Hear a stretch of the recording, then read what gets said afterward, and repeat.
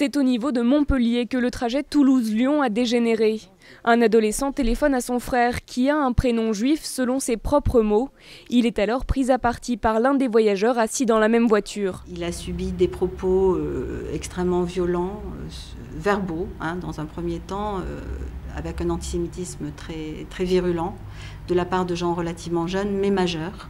Le jeune de 17 ans sort du wagon à la demande de son agresseur, bientôt rejoint par un complice. Il est roué de coups par les deux.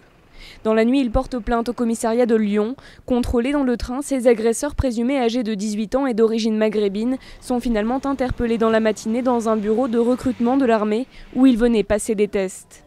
La victime est un élève de l'école juive Ozar HaTorah de Toulouse, théâtre de la tuerie de Mohamed Merah le 19 mars dernier. Ça ravive encore les souffrances s'il en était besoin. Chacun peut l'imaginer.